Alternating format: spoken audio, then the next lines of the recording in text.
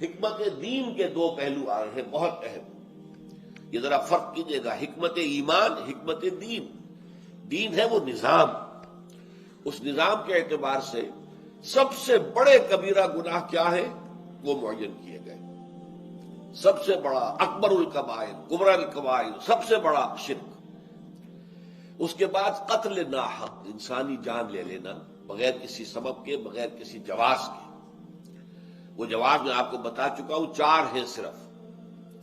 یا تو قتل کے بدلے قتل، اگر مقتول کے ورثاء جو ہے نہ دیت لینے پر راضی ہیں نہ معاف کرنے کے لیے تیار ہے قاتل کو، تو وہ قتل کیا جائے گا اپنے اس عمل کی وجہ سے کہ جو اس نے کیا کسی کو قتل کر کے. یا پھر زانی شادی شدہ ہے تو اسے قتل کیا جائے گا. اس کے قتل کی خاص شکل کیا ہے؟ رجم، پتھر مار مار کر. یا پھر مرتد جو ہوگا، اسلامی ریاست میں کوئی مسلمان اپنا دین اسلام چھوڑ کر کوئی اور مذہب اختیار کر لے تو قتل کیا جائے گا. نمبر 4 کافر قتل کیا جائے گا بشرطے کہ وہ حربی ہو، جس کے ساتھ جنگ کا سلسلہ ڈکلیئرڈ. یہ نہیں ہے کہ جہاں جس کافر کو چاہا مار دیا، یہ اس طرح کا معاملہ نہیں ہے، بلکہ یہ کہ جس کے ساتھ وار ڈکلیئرڈ ہے.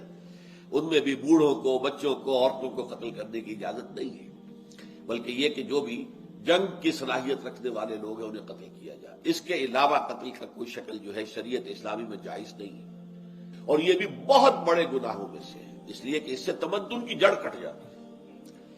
تیسرا فرمایا ولا یزنون، زنا نہیں کرتے. اس سے در حقیقت انسانی معاشرہ جو ہے وہ متعفن ہو جاتا ہے، سنڈاس بن جاتا ہے.